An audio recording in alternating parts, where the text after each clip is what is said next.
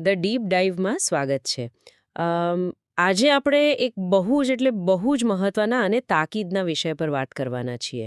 આજના સોર્સમાં હા, પેન કાર્ડ અને આધાર કાર્ડના લિંકિંગ વિશે, રાઈટ? બિલકુલ. અને આજના સોર્સમાં જે દસ્તાવેજ નિષ્ક્રિય થવાની કે ડીએક્ટિવેટ થવાની ચેતવણી છે, એ માત્ર કોઈ કાગળ પૂરતી સીમિત નથી. સાચી વાત છે. તો આજના ડીપ ડાઇવનો આપણો મુખ્ય હેતુ એ સમજવાનો છે કે આ ડીએક્ટિવેશનનો અસલી અર્થ શું થાય છે અને આખી પ્રક્રિયા માટે કયા દસ્તાવેજો જોઈએ.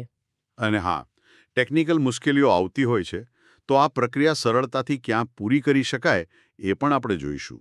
જો આ ડીએક્ટિવેટ શબ્દને થોડો પ્રેક્ટિકલ રીતે સમજવાની જરૂર છે. એટલે એવું નહીં કે કોઈ પ્લાસ્ટિકના કાર્ડની એક્સપાયરી ડેટ પૂરી થઈ ગઈ, બરાબર ને? હા, એક્ઝેક્ટલી. સરકારી નોટિસમાં જ્યારે આ શબ્દ આવે ત્યારે પાન કાર્ડ નિષ્ક્રિય થવાનો સીધો અર્થ એ છે કે વ્યક્તિની આખી આર્થિક ઓળખ જ ફ્રીઝ થઈ જવી.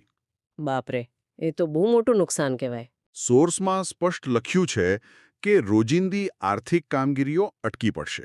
એટલે ધારો કે બેંકમાં નવું ખાતું ખોલાવવું હોય, મ્યુચ્યુઅલ ફંડની કોઈ એસઆઈપી ચાલુ રાખવી હોય કે પછી ડીમેટ એકાઉન્ટ ઓપરેટ કરવું હોય, તો આ બધું જ બંધ થઈ જશે.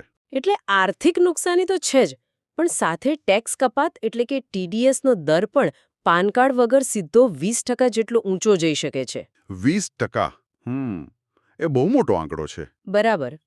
સોર્સમાં જે માહિતી છે એ પ્રમાણે સરકારે આ કડક પગલું એટલા માટે લીધું છે જેથી સિસ્ટમમાંથી ડુપ્લિકેટ પેન કાર્ડ્સ દૂર કરી શકાય અને ફાઇનાન્શિયલ ટ્રેકિંગ વધુ સચોટ બને. અને આટલી મોટી સિસ્ટમ અપડેટ છે, પણ એના માટે કોઈ મોટી ફાઇલોના થોકડા લઈને ફરવાની જરૂર નથી. એ બહુ સારી વાત છે. હા, પ્રક્રિયા ખૂબ જ સરળ રાખવામાં આવી છે. સોર્સમાં નોંધ્યા મુજબ આ લિંકિંગ પ્રક્રિયા માટે ફક્ત 3 જ વસ્તુઓ તૈયાર રાખવાની છે. પહેલું, મૂળ પેન કાર્ડ. બીજું, આધાર કાર્ડ. અને ત્રીજો, સૌથી અગત્યનો ડોક્યુમેન્ટ, એટલે આધાર કાર્ડ સાથે લિંક કરેલો ચાલુ મોબાઈલ નંબર. આ ત્રીજો મુદ્દો સૌથી ક્રિટિકલ સાબિત થતો હોય છે, કારણ કે પાન અને આધાર તો બધા પાસે હાથવગા હોય છે, પણ વર્ષો પહેલા આધાર કઢાવતી વખતે જે નંબર આપ્યો હોય એ કદાચ અત્યારે બંધ થઈ ગયો હોય કાં તો બદલાઈ ગયો હોય. હા, એટલે ઓટીપી જૂના નંબર પર જાય અને ત્યાં જ આખી ડિજિટલ લિંકિંગ પ્રક્રિયા અટકી પડે છે. અને અહીં જ આપણને સોર્સમાં આપેલી બીજી એક બહુ જ કામની માહિતીનું મહત્વ સમજાય છે. સોર્સમાં સાબરકાંઠાના તલોદમાં આવેલા વિશ્વા કોમ્પ્યુટર સેન્ટરનો ખાસ ઉલ્લેખ છે. હા, એ બહુ અગત્યનું છે. હવે આને જરા મોટા ચિત્રમાં એટલે કે ડિજિટલ ડિવાઇડના સંદર્ભમાં જોઈએ. ભારત ભલે એક મોટી ડિજિટલ ક્રાંતિમાંથી પસાર થઈ રહ્યું હોય, સ્માર્ટફોન ભલે દરેકના હાથમાં હોય, પણ સરકારી પોર્ટલ પર જઈને આ પ્રકારની ટેકનિકલ પ્રક્રિયા જાતે કરવી એ ઘણા લોકો માટે મૂંઝવણભરી હોય છે. બિલકુલ. ભલે સિસ્ટમ ઓનલાઈન થઈ ગઈ હોય, પણ સામાન્ય નાગરિકોને હજુ પણ એક વિશ્વસનીય હ્યુમન ઇન્ટરફેસની જરૂર પડે છે. આ એક બહુ જ વાસ્તવિક પરિસ્થિતિ છે. જેને ટેકનિકલ પ્રક્રિયામાં ખબર ન પડતી હોય કે પછી સર્વર ડાઉનના પ્રોબ્લેમ આવતા હોય, એમના માટે આવા સ્થાનિક કેન્દ્રો બહુ જ ઉપયોગી સાબિત થાય છે.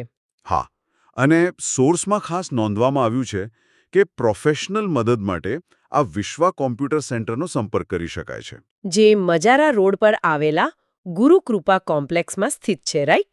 હા, આવા સેન્ટર્સનો સૌથી મોટો ફાયદો એ છે કે એ લોકો દરરોજ આ જ પ્રકારના ડેટાબેઝ અને સરકારી પોર્ટલ સાથે કામ કરતા હોય છે, એટલે એમની પાસે પૂરી જાણકારી હોય છે. અને કોઈને રૂબરૂ જતા પહેલા માહિતી જોઈતી હોય કે એપોઇન્ટમેન્ટ લેવી હોય, તો સોર્સમાં 2 સંપર્ક નંબર પણ શેર કરવામાં આવ્યા છે, 9924659728 અને 6352852003. તો સમયસર આ પ્રક્રિયા પૂરી કરવાથી અને સરકારી નિયમોનું પાલન કરવાથી ભવિષ્યમાં કોઈ પણ પ્રકારની પેનાલ્ટી કે આર્થિક વ્યવહારો અટકી જવાની માથાકૂટમાંથી બચી શકાય છે. બિલકુલ. તો ટૂંકમાં કહીએ તો દસ્તાવેજોને સમયસર લિંક કરવા એ અત્યારની સૌથી મોટી નાણાકીય જરૂરિયાત છે. સાચી વાત. પણ આ જ આખી ચર્ચાના અંતે એક વિચારવા જેવી વાત સામે આવે છે. દસ્તાવેજ નિષ્ક્રિય થવાની આ ચેતવણી એક મહત્વનો પ્રશ્ન ઊભો કરે છે. કયો પ્રશ્ન? કે આજના ડિજિટલ યુગમાં સામાન્ય માણસનું રોજિંદુ આર્થિક જીવન માત્ર આ 2 ઓળખ કાર્ડ પર કેટલી હદે નિર્ભર થઈ ગયું છે. હા, જો માત્ર એક જ કાર્ડ કોઈ કારણસર કામ કરતું બંધ થાય, તો શું વ્યક્તિની આખી નાણાકીય સિસ્ટમ અટકી પડી શકે? આપણી આધુનિક વ્યવસ્થા કેટલી હાઈટેક અને જોડાયેલી છે, પણ સાથે સાથે એ કેટલી નાજુક પણ છે તે સમજવું રહ્યું. બિલકુલ. આ એક એવો વિચાર છે જેના પર સૌએ ગંભીરતાથી વિચારવાની જરૂર છે.